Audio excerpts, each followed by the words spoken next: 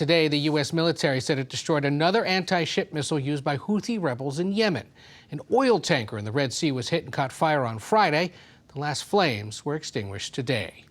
And intense fighting is reported in Gaza, where the Israeli army is targeting the militant group Hamas. CBS's Charlie D'Agata was embedded with Israeli troops in Gaza and filed this report. We crossed into southern Gaza with the soldiers of the 55th Brigade, 98th Paratroopers Division, known as the tip of the Spear Brigade. They've been fighting against Hamas since early December.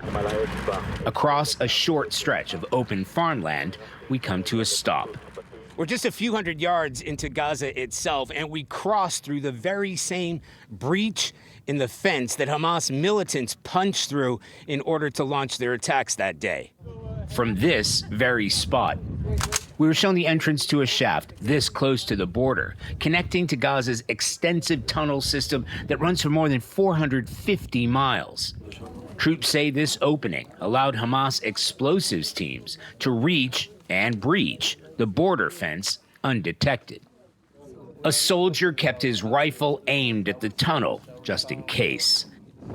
We drove deeper into the territory toward the besieged city of Khan Yunis, through upscale neighborhoods, hardly a building left untouched, most of them leveled by weeks of Israeli bombardment. The sound of gunfire and explosions in the distance, some not so distant. This is, or was, an elementary school on the outskirts of Khan Yunis. It's now an Israeli military headquarters, and soldiers say they had to fight their way in to capture it. And you can see the scars of that battle everywhere. Lieutenant Colonel Anchi took part in the gun battle. They were firing from this school. From within schools, from within courtyards, from shafts and underground facilities. You were injured. Correct, yeah. What happened? I got a bullet in my arm. Came in and out. The 55th Brigade, seen here in recent fighting, has helped encircle Khan Yunis. Yet Hamas leaders and more than 130 hostages have eluded them.